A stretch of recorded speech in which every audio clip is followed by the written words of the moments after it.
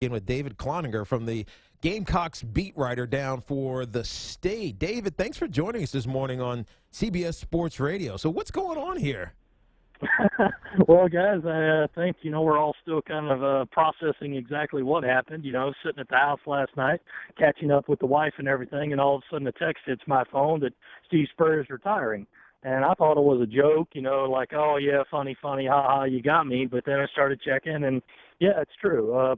Apparently, he just, kind of woke up and said, I don't think I want to do this anymore, which is pretty much exactly the way we always thought it would happen. We just didn't expect it to happen in the middle of the season. Well, yeah, exactly. I mean, obviously, at 70 years old, he's getting to the point where, he wants to play golf a little bit more than he probably already does. But how do you just abandon – I don't want to say abandon, but I guess you have to, because he's abandoning his team in the middle of the season. Sean Elliott, who was the offensive line coach, is taking over. Is there something else that we're not seeing that maybe has been percolating under the radar over the last couple of weeks or even months that caused this to happen? Well, not that I know of. I mean, obviously, it's not been a very pleasant football season down here.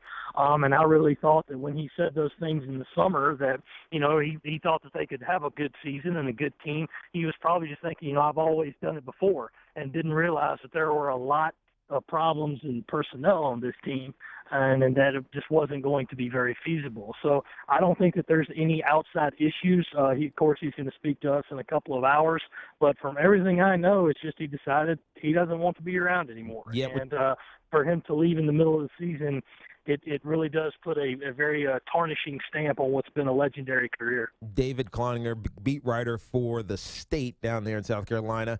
What do we know about Sean Elliott, who's the offensive line coach, who is now the interim head coach? Well, Sean Elliott's been great for this team and this program. He came in 6 years ago, really revamped the offensive line. And when Marcus Lattimore was doing what he did here, it was because of Sean Elliott's scheme. They like to run that zone read. It works really well with an elite running back and some good blockers. And Elliott's always commanded the respect of his players and his coaches.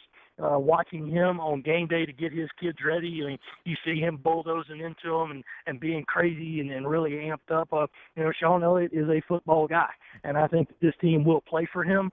And really, it's good for him because, when the topic would come up about Spurs and pending retirement, Sean Elliott's name would be mentioned as a potential candidate. This will be his first shot at being a head coach, and if he can turn this around and find 4 wins in the next 6 games, perhaps he'll get another chance to stick around. Yeah, no, you get to that ever-elusive bowl game. You think about, hey, maybe this kid has something that we didn't expect as a head coaching candidate. If he isn't in line to be the head coach, who do you think that South Carolina goes after to fill the void? Well, of course, it's real early, fellas, but just some candidates that I think would be attractive. I'm not saying there's been contact or anything like that, but just people that would be attractive to South Carolina would be somebody like Charlie Strong, a former South Carolina assistant who's, not having a great time out at Texas. A guy like Tom Herman, an up-and-comer at Houston. A guy like Justin Fuente at Memphis, who's another up-and-comer. I'm not sure if they would want to go with an established coach who's been around for a while or a young up-and-comer, but obviously they're getting a little bit of a head start on that, and they can start, laying a little bit of the groundwork to see what they want to do. This will be Ray Tanner's first major decision as athletic director, and he's got to hit a home run. Dave Cloninger, Gamecocks beat writer for the state. What does this program need? You know what I mean? Is it about recruiting? Is it someone who can go into these kids' houses and get mom and dad convinced it's the place to go? Is it someone who needs to develop a different scheme or different attitude? What does the program need as it's taken a couple steps backwards over the last 2 years? Yeah, it just needs the talent. They've got good kids on the team. They all like each other, but their 40 times are a second slower than the other guys. Talent has slipped since they were winning 33 games in a 3-year stretch, and for it to happen that quickly just speaks of bad recruiting evaluations and not getting a lot of the guys that they needed to get. So they need to look at the staff and see who's the best recruiters. They need to go out and find some other great recruiters and go out there and find that talent. Of course, not everybody's going to pan out if you're a high-ranking recruit, but the more 4- and 5-star kids you get, the more likely it is they're going to play like 4- and 5-star kids. Yeah. So they just need to find out what they're doing and to go out and start recruiting them and getting them to come here, because that's what fueled the most recent success. No, I think you're right about that, Dave. And this may be a question that you can't get your head totally around, but I'll ask you anyways. Steve Spurrier has been the icon at 3 universities: Duke, Florida, where he won a national championship, and now at South Carolina. How does this affect his legacy in your mind? Well, obviously, he's always going to be remembered as a legend because he did what no one else could at South Carolina, which is win a lot of games and make them competitive in the nation's best football conference.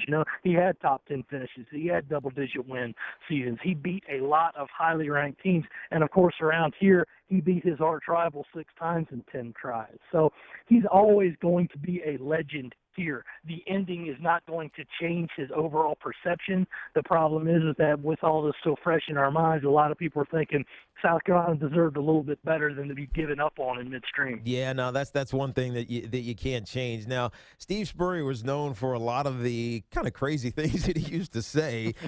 Did you have any that are non-mainstream that Coach Spurrier used to throw out and make you scratch your head and say, "Wow, he's putting that guy on blast"? Well, yeah, it actually happened to me in the preseason this year. It was one thing where I had done a piece on the new quarterback, Connor Mitch, and I had talked to one of his staffers, and I didn't quote the guy's name because I didn't want to get him in any trouble. Yeah, of course. And I wrote that in the paper. Spurrier came home up to practice, and he said, Dave, who'd you talk to? And I said, well, it's, a guy I know close to the team. And he said, "Don't tell me you gave up your source, Dave." Oh, no, I never named his name. All right, good. Well, that's bad journalism, don't you know that? I mean, that could have been a guy under a bridge. And I said, well, it wasn't. And he said, I like to see names now. You remember that? And I went, okay, Coach. Yeah. So, but, there were a lot of those over the past 11 years, and it's been a privilege to cover him.